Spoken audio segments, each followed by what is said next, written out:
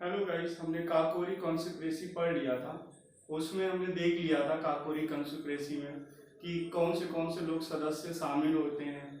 जैसे नाम याद दिला देना चाहता हूँ। अशफाकुल्ला खां, चंद्रशेखर आज़ाद, बनवारी लाल, सचिदानंद सैनवाल, ये सारे लोग इसमें शामिल होते हैं। और काकोरी कॉन्स्पिरेसी 8 अगस्त 1925 को उसका अंजाम देते हैं। एक षड्यंत्र होता है जो कि वो मैं अपने पहले वीडियो में बता दिया हूँ, उसको आप जाके देख सकते हैं। आज हम लोग वो काकोरी कॉन्स्पिरेसी में जो सदस्य शामिल होते हैं, वो सदस्य एचआरए की भी स्थापना में शामिल होते हैं, जिनको फांसी मिल जाती है।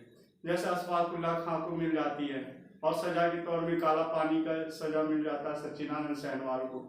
तो ये हमने पुरानी वीडियो में बता दी थी। तो ये एचआरए की स्थापना करते हैं। एचआरए में ये है कि हिंदुस्तान रिपब्लिक एसोसिएशन। इसमें क्या होता है, इसमें रेवोल्यूशनरी लोग शामिल होते हैं, क्रांतिकारी लोग शामिल होते हैं, और ये ब्रिटिश गवर्नमेंट को एक तरीके से यहाँ भगाने का काम भारत से करते हैं कि ब्रिटिश गवर्नमेंट भारत से चली जाए। क्योंकि उस समय ऐसी स्थिति बनी थी, क्योंकि ब्रिटिश गवर्नमेंट किसी को जीने नहीं दे रही थी सही से। भारत के लोगों का जो संसाधन है उसका उनको ही प्रयोग करने के लिए नहीं इजाज़त दे रही थी।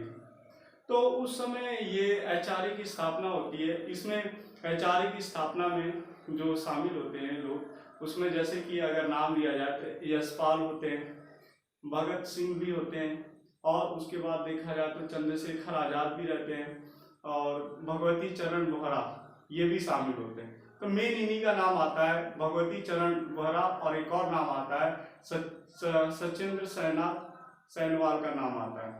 तो ये क्या करते हैं, ये लोग ये एचआरए की स्थापना करते हैं। एचआरए में एक तरीके से देखा जाए तो रेवोल्यूशनरी लोग शामिल होते हैं, और इसमें ज़्यादा से ज़्यादा ये उस समय स्थापना करते हैं। और 1926 में पंजाब में भगवती चरण बोहरा जो होते हैं, 1926 में भगवती चरण बोहरा जो होते हैं, भगवती चरण बोहरा, इनका नाम आता है। ये मेन है जिन्होंने एचआरए हिंदुस्तान रिपब्लिक एसोसिएशन में कैसे इनका योगदान होता है इसको समझने की कोशिश करते हैं। तो भगवती चरण जो बोहरा होते हैं, भगवती चरण बोहरा यानी बीसीबी का मतलब हुआ भगवती चरण बोहरा। और ये क्या है, भगवती चरण बोहरा की बात करें तो इन्होंने स्थापना की थी, क्या की थी, भारत नौजवान सभा, भारत नौजवान सभा की स्थापना की थी। अब इस सभा में क्या था, इसमें जैसा समझ में ही आ रहा है, नौजवान है, नौजवान लोग हैं, तो नौजवान का मतलब ये हुआ कि यहाँ पे जितने लोग होंगे सब यंगर होंगे, और ये इसमें क्या करेंगे, शामिल होंगे, यानी रिवोल्यूशनरी होंगे, जो क्या करेंगे, ब्रिटिश को यहाँ से जड़ से उखाड़ फेंकने का काम करेंगे। और ये जैसा कि नाम है भगवती चरण बोहरा, ये सचिव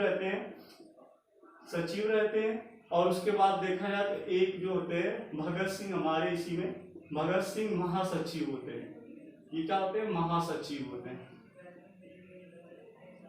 किसमें, तो अगर देखा जाए तो जो ये स्थापना करते हैं एचआरए में, इनका भी योगदान होता है, भगवती चरण बोहरा का भी उसमें योगदान होता है। जिसमें क्या करते हैं, ये भारत नौजवान सभा, ये क्या होता है, लास्ट में जाके एचआरए में क्या होती है, एक तरीके से एचआरए जो पहले से चली आती है, जिसमें लोग शामिल होते हैं, रिवोल्यूशनरी शामिल होते हैं, लेकिन फांसी देने की वजह से ये जो रिवोल्यूशनरी होते हैं, ये क्या होता है, ये रुकने के तागात पे, यानी बंद होने के तागात पे रहता है। तब ये भारत नौजवान सभा, ये जो इसके सदस्य हैं, जैसे बात किया जाए भगवती चरण बोहरा, तो इसमें इस सभा में बहुत सारे लोग शामिल थे, और वो शामिल हो गए किसमें जाके, तो ये जाके यही जो सभा है, आगे चल के एक तरीके से देखा जाए तो एचआरए के लोग जो एचआरए में शामिल हो जाते हैं, और एचआरए को एक तरीके से बढ़ाने का काम करते हैं। फिर यही अगर आगे देखा जाए तो इनकी और भी किताब है, जैसे भगवती चरण बोहरा की एक फिलॉसफी ऑफ टॉम के नाम से एक किताब है, ठीक है, फिलॉसफी ऑफ टॉम के नाम से इनकी किताब है, यानी फिलॉसफी ऑफ, बोलते हैं कई जगह टॉम, यानी बॉम के नाम से किताब है, फिलॉसफी ऑफ बॉम के नाम से इनकी किताब है। इसमें बताते हैं फिलॉसफी यानी दर्शन शास्त्र के माध्यम से बताते हैं कि कैसे भारतीय जनता जो है उसको एक तरीके से नौजवान लोग हैं उनको सही मार्गदर्शन कराया जाए, ताकि ये जो यहाँ के लेबर लोग हैं, लेबर और जो पीजेंट लोग हैं, इनको एक तरीके से निचले उस स्तर से इनको ऊपर बढ़ाया जाए। तो इसलिए भगवती चरण वोहरा और भगत सिंह जो है ये सचिव रहते हैं किसके, भारत नौजवान सभा के, और उसको भारत नौजवान सभा किसमें शामिल हो जाता है, HRA में। लेकिन ये HRA जैसा मैंने बताया कि इसमें जो लोग पहले से जो संगठन बनाए रहते हैं, इसकी स्थापना करते हैं किससे लड़ने के लिए, अंग्रेजों से लड़ने के लिए, यानी ब्रिटिश से लड़ने के लिए। तो ये जो सभा होती है एक तरीके से जो इसमें सदस्य शामिल हो जाते हैं वो मर जाते हैं, तो फांसी हो जाती है। जैसा मैंने बताया था 17 दिसंबर 1925 में इनको फांसी हो जाती है, इनमें जो सदस्य शामिल होते हैं। तो चल नहीं पाता है, तो इसलिए नौजवान जो सभा होती है जाके इसमें मिल जाती है, HRA में। और HRA में मिलने के बाद क्या होता है, कुछ दिन तक अच्छा चलता है, लेकिन ये इसका नाम आगे चल के क्या हो जाता है, HSRA। ये कब हो जाता है, सन 1928 में। 1928 में इसका नाम जो बदल के हो जाता है HSRA। HSRA नाम बदलकर हो जाता है। और ये देखा जाए तो 1928 में कंपलसरी अगर बात किया जाए तो एक 1928 में सितंबर माह के समय में होता है, सितंबर माह के समय में होता है। और ये कहाँ होता है, तो फिरोज शाह कोटला मैदान, फिरोज शाह FSM यानी फिरोज शाह कोटला मैदान, FSCM यानी फिरोज शाह कोटला मैदान, जो कि दिल्ली में है। वहां पे क्या होता है, इसका नाम चेंज होता है HRA का, और हो जाता है क्या, HSRA हो जाता है। HSRA का मतलब होता है हिंदुस्तान सोशलिस्ट रिपब्लिक एसोसिएशन, इसका नाम हो जाता है। और अब क्या है, पहले ये एक ऐसी संस्था थी, इसके नाम इसमें इसकी पहले ये ऐसी संस्था थी जिसमें सिर्फ रेवोल्यूशनरी लोग शामिल हुआ करते थे। लेकिन जैसे ये सोशलिस्ट आया ना बीच में, देखिए ये सोशलिस्ट आया तो इसमें समाज के लोग शामिल होने लगे। इसमें चाहे अगर लेबर की बात करें, लेबर उस समय शामिल होने लगे, पीजेंट शामिल होने लगे, और ये अपने हक की बात इन रेवोल्यूशनरी के साथ में जगह जगह करके जगह जगह खड़े होकर प्रदर्शन करने लगे। और ये इस तरीके से होता है। तो ये देखा जाए तो एक समय ये बहुत माहौल उस समय जब ये जैसे लेबर पीजेंट ये सब शामिल हो जाते हैं रेवोल्यूशनरी के साथ में। जैसे रेवोल्यूशनरी में जैसे बात किया जाए कौन कौन, तो भगत सिंह हो गए, उसके बाद चंद्रशेखर हो गए, फिर उसके बाद सुखदेव हो गए, राजगुरु हो गए, यशपाल हो गया, सचिनंद सहनवाल हो गए। ये सारे जो लोग हैं ये सारे रेवोल्यूशनरी थे। इन लोगों ने क्या किया, तो इनके साथ में जो लेबर हो गए, पीजेंट हो गए, ये शामिल होकर ब्रिटिश के अगेंस्ट में क्या कर रहे थे, फाइट कर रहे थे। और फाइट करने का ये मतलब है कि हमको यहाँ पे जितने भी रिसोर्सेज हैं हमको यूज करने दो, हमारे भारत में अपना हमारा कॉन्स्टिट्यूशन होगा, और हम लोग क्या करेंगे, एक तरीके से यहाँ पे रहने का अच्छे से रहने का प्रयास करेंगे। तो ये ऐसा करने नहीं देते थे, इसलिए ये जो लेबर है और पीजेंट है ये लोग क्या हुए, रेवोल्यूशनरी के साथ मिल गए, और मिलने के बाद इनके साथ विरोध शुरू कर दिया या इनके साथ। और ये विरोध इसलिए शुरू किया क्योंकि बहुत ये लोग क्या करते थे, एक तरीके से इनको परेशान करते थे, प्रॉब्लम खड़ी करते थे, ये सारी बहुत सारी दिक्कतें हुआ करती थी उस समय। लेकिन ये बात किया जाए जो शामिल हो जाते हैं, तब यहाँ पे देखा जाए एक मूवमेंट होता है, सबसे बड़ा मूवमेंट उस समय की बात होती है। तो जब भगत सिंह होते हैं इसी समय 1928 में यानी बोला जाता है 30 अक्टूबर 1928 के आसपास में साइमन कमीशन भारत में आता है। SC यानी साइमन कमीशन भारत में आता है। और साइमन कमीशन जैसे ही आता है तो इसमें जो लोग शामिल होते हैं, ये लोग शामिल होते हैं जो कि क्या करते हैं, प्रोविजन आता है, इसमें प्रोविजन आता है कि जो पॉलिटी यानी कॉन्स्टिट्यूशन जो होगा, रिफॉर्म कॉन्स्टिट्यूशन जो बनाया जा रहा है, यानी पॉलिटी में कॉन्स्टिट्यूशन जो बनाया जा रहा है वो भारत के हित के लिए है। लेकिन भारत की जनता तो इतनी बेवकूफ नहीं थी कि भारत के हित के लिए तो है, भारत के सपोर्ट में है, लेकिन इसमें जितने भी सदस्य थे सारे ब्रिटिश थे। तो इसलिए ये क्या हुआ, ये साइमन कमीशन जो है इसके नारे लगने लगे, बाइकॉट साइमन कमीशन, इस तरीके से।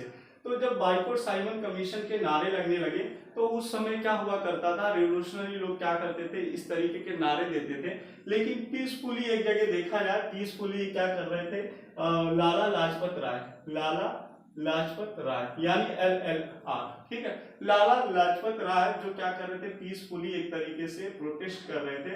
और वहां पे क्या होता है कि अंग्रेज जो आते हैं, अंग्रेज का एक जो एक अधिकारी होता है जिसका नाम रहता है सॉन्डर्स, उसी के देख रेख में क्या होता है, वहाँ लाठी चार्ज हो जाती है, जिसमें लाला लाजपत राय बोला जाता है। जो लाला लाजपत राय है, लाला लाजपत राय, ये क्या होते हैं, ये एक तरीके से बुजुर्ग होते हैं, और बुजुर्ग होने के कारण जानते हैं कि जब ज्यादा क्षमता नहीं रहती है तो वहां पे लाठी खाने की वजह से इनकी मृत्यु हो जाती है और ऑन स्पॉट वहीं पे मर जाते हैं। और ये जब जनता को पता चलती है कि लाला लाजपत राय पीसफुली क्या प्रोटेस्ट कर रहे थे, वहां पे सॉन्डर्स नाम के अधिकारी के नेतृत्व में क्या हुआ, वहां पे लाठी चार्ज हुआ और जिसके कारण लाला लाजपत राय मर जाते हैं। ये बात पता चलती है क्योंकि भाई जो शामिल थे लोग इसमें, रिवोल्यूशनरी भी थे, सोशलिस्ट भी शामिल थे HSRA में। तो ये सारे क्या हुआ, उस समय माहौल बहुत गर्म हो जाता है, बहुत ज्यादा गर्म हो जाता है। और भगत सिंह को ये बात पता चलती है, सुखदेव को बात पता चलती है, चंद्रशेखर को और राजगुरु को, ठीक है। तो यहाँ पे मेनली ये बात किया जाता है, सुखदेव हो गए, भगत सिंह, राजगुरु, ये क्या करते हैं, प्लानिंग बनाते हैं किसको, ये सॉन्डर्स को मारने के लिए। और ये सॉन्डर्स को मारने के लिए प्लानिंग बनाते हैं। और एक बार एक ऐसा मूवमेंट आता है जब सॉन्डर्स मिलता है इनको, कब, तो 7 अप्रैल